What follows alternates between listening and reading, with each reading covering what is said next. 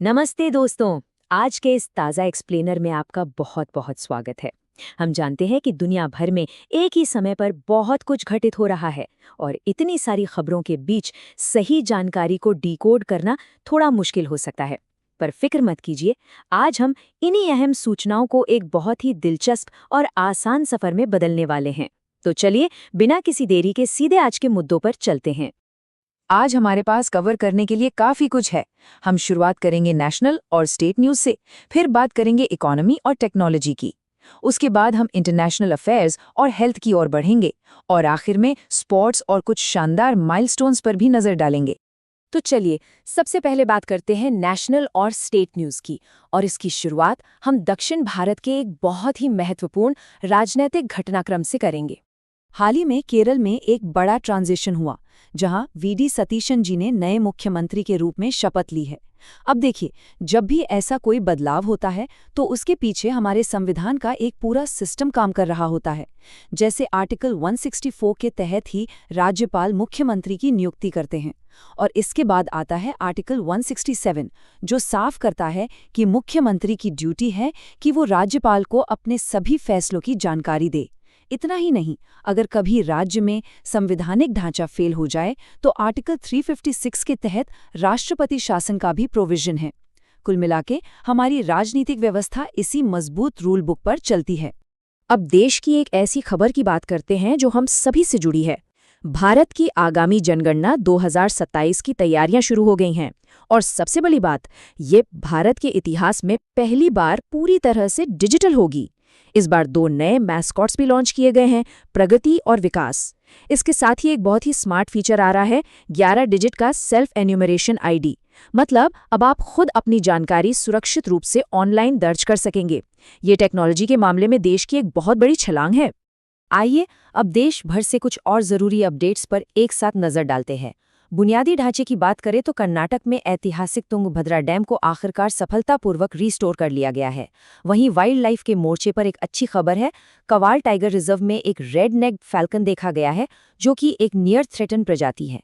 इसके अलावा एग्रीकल्चर को बढ़ावा देने के लिए भुवनेश्वर में ईस्टर्न रीजनल एग्रीकल्चर कॉन्फ्रेंस का आयोजन हुआ। और अगर डिजिटल सिक्योरिटी की बात करें तो डिजिटल अरेस्ट जैसे बढ़ते स्कैम्स को रोकने के लिए सीबीआई ने अभय नाम का एक नया एआई चैटबॉट लॉन्च किया है। मैन्युफैक्चरिंग को बेहतर बनाने के लिए गाजियाबाद में एक एडवांस फुटवियर टेस्टिंग लैब भी शुरू की गई है। देश की खबरों के बाद अब शिफ्ट करते हैं इकोनॉमी और टेक्नोलॉजी की दुनिया में, जहां कुछ बहुत बड़े इन्वेस्टमेंट्स हो रहे हैं। जरा इस नंबर को देखिए, 74%। जी हाँ, ये कोई छोटा आंकड़ा नहीं है। बैंकिंग सेक्टर में एक बहुत बड़ा बदलाव होने जा रहा है। दुबई के एमिरेट्स एनबीडी बैंक को भारत के आरबीएल बैंक में पूरे 74% स्टेक खरीदने की मंजूरी मिल गई है। अब इसका सीधा सा मतलब ये है कि इस भारी इन्वेस्टमेंट के बाद आरबीएल बैंक एक विदेशी सहायक बैंक यानी फॉरेन सब्सिडियरी बैंक बन जाएगा। बैंकिंग से निकलकर अगर हम मैन्युफैक्चरिंग की बात करें तो गुजरात के धोलेरा में टाटा इलेक्ट्रॉनिक्स और एएसएमएल मिलकर एक सेमीकंडक्टर फैब प्लांट लगा रहे हैं। हम सब हमेशा सेमीकंडक्टर चिप्स की बात करते हैं, लेकिन क्या आपने सोचा है कि ये बनते कैसे हैं? असल में ये एक बहुत ही कॉम्प्लेक्स प्रोसेस है। सबसे पहले सिलिकॉन वेफर्स तैयार किए जाते हैं, फिर एएसएमएल की एडवांस्ड लिथोग्राफी का इस्तेमाल करके लाइट के जरिए इन पर डिज़ाइन उकेरा जाता है। इसके बाद इलेक्ट्रॉनिक सर्किट्स का एक पूरा पैटर्न बनता है, और तब जाकर तैयार होती है वो फाइनल सेमीकंडक्टर चिप, जो आपके फ़ोन से लेकर स्मार्ट कार्स तक में लगी होती है। और इसी सेमीकंडक्टर बूम और टेक रेवोल्यूशन को सपोर्ट करने के लिए अहमदाबाद में मिलियन माइंड्स टेक पार्क बनाया जा रहा है। जरा इसके स्केल के बारे में सोचिए। 65 एकड़ में फैला हुआ ये टेक पार्क एआई, रोबोटिक्स और सेमीकंडक्टर्स के फील्ड में 70,000 से ज्यादा नौकरियां पैदा करेगा। ये अपने आप में एक पूरा इकोसिस्टम है जो भारत को एक ग्लोबल टेक हब बना सकता है। अब जरा इस विशाल नंबर को इमेजिन कीजिए, 340 मिलियन पाउंड्स। आपको जानकर हैरानी होगी कि यूके की संडे टाइम्स रिच लिस्ट में महज एंट्री पाने के लिए आपको कम से कम इतनी संपत्ति चाहिए। और कमाल की बात यह है कि इस लिस्ट में लगातार 5वें साल भी भारतीय मूल के हिंदुजा परिवार ने ही टॉप किया है, जिनकी कुल संपत्ति लगभग 38 बिलियन पाउंड आंकी गई है। अर्थव्यवस्था के बाद अब ग्लोबल न्यूज और कूटनीति की तरफ बढ़ते हैं। हेल्थ की दुनिया से एक अहम अपडेट है। हाल ही में डब्ल्यूएचओ ने कॉन्गो और युगांडा में इबोला के प्रकोप को PHEIC यानी public health emergency of international concern declare किया है। यहाँ एक बहुत ज़रूरी फ़र्क समझना है। PHEIC का मतलब है कि खास एरिया में बीमारी फैल रही है जिसे रोकने के लिए इंटरनेशनल अलर्टनेस चाहिए, पर यह पैंडेमिक यानी महामारी नहीं है। पैंडेमिक तब होता है जब बीमारी दुनिया के कई महाद्वीपों में एक साथ फैल चुकी हो। डिप्लोमेसी की दुनिया में भारत के दो अलग अलग अप्रोच देखिए। एक तरफ नीदरलैंड्स के साथ हमारी बातचीत पूरी तरह से ट्रेड और टेक्नोलॉजी पर फोकस्ड है, जहां हम क्लीन एनर्जी और डिफेंस में रणनीतिक साझेदारी कर रहे हैं। वहीं दूसरी तरफ स्वीडन ने प्रधानमंत्री मोदी को अपना सबसे बड़ा राजकीय सम्मान royal order of the polar star दिया है। ये दोनों ही एंगेजमेंट्स भारत की ग्लोबल प्रेजेंस के अलग अलग पहलुओं को दिखाते हैं। जियोपॉलिटिक्स में कुछ और भी हलचल हुई है। ब्रिक्स की मीटिंग में इस बार एक जॉइंट डिक्लेरेशन की जगह सिर्फ 6 स्टेटमेंट जारी किया गया, क्योंकि वेस्ट एशिया के मुद्दे पर देशों के बीच कुछ मतभेद थे। उधर पड़ोसी देश पाकिस्तान ने अपनी फतह-2 ग्राउंड लॉन्च क्रूज मिसाइल का सफल टेस्ट किया है।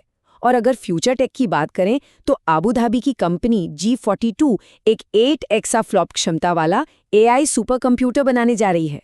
ये कंप्यूटिंग पावर के मामले में एक नेक्स्ट लेवल डेवलपमेंट है। अब आखिरी हिस्से की ओर चलते हैं, जहां हम बात करेंगे इंसानी जज्बे, खेल और कुछ शानदार उपलब्धियों की।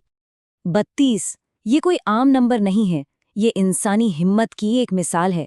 नेपाल के कामी रीता शेरपा ने दुनिया की सबसे ऊंची चोटी माउंट एवरेस्ट पर पूरे 32 बार चढ़ाई करने का अविश्वसनीय रिकॉर्ड बनाया है। जरा सोचिए, एक बार भी एवरेस्ट फतेह करना एक सपना होता है और इन्होंने इसे 32 बार कर दिखाया है। स्पोर्ट्स की दुनिया से दो और खबरें हैं। टेनिस में यूक्रेन की एलिना स्वितोलिना ने कोको गॉफ को हराकर इटालियन ओपन का विमेंस टाइटल अपने नाम कर लिया है। और अगर क्रिकेट की बात करें तो former Indian cricketer Yuvraj Singh को सऊदी अरब की पहली T20 लीग का एम्बेसडर बनाया गया है, जो मिडिल ईस्ट में क्रिकेट की बढ़ती पॉपुलैरिटी का एक बड़ा संकेत है। अगर हम आज के इस पूरे एक्सप्लेनर की अहम बातों को एक साथ जोड़ें तो एक बहुत ही दिलचस्प टाइमलाइन उभर कर आती है जो आत्मनिर्भर भारत की कहानी कहती है। देखिए, मई 2026 में हमारी वायुसेना ने MiG-29K विमानों की इजेक्शन सीट्स को भारत में ही ओवरहॉल करना शुरू कर दिया। फिर मिड 2026 में हमने सेमीकंडक्टर फैब की इतनी बड़ी डील्स देखी जिससे हम चिप्स के लिए दूसरों पर निर्भर नहीं रहेंगे।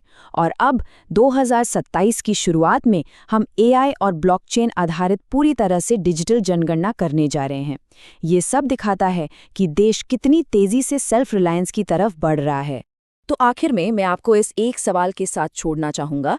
जिस तेजी से भारत डिफेंस और टेक्नोलॉजी में आत्मनिर्भर हो रहा है, वो भविष्य में ग्लोबल सप्लाई चेन्स को किस तरह से बदल कर रख देगा। जब कोई देश इतने बड़े स्तर पर अपनी ज़रूरतों को खुद पूरा करने लगता है तो ग्लोबल पावर डायनामिक्स का बदलना तय है। ये एक ऐसा विषय है जिस पर हम सबको सोचना चाहिए। आज के इस एक्सप्लेनर में हमारे साथ जुड़ने के लिए आपका बहुत बहुत शुक्रिया। मिलते हैं अगले विश्लेषण में कुछ और नई और गहरी जानकारियों के साथ।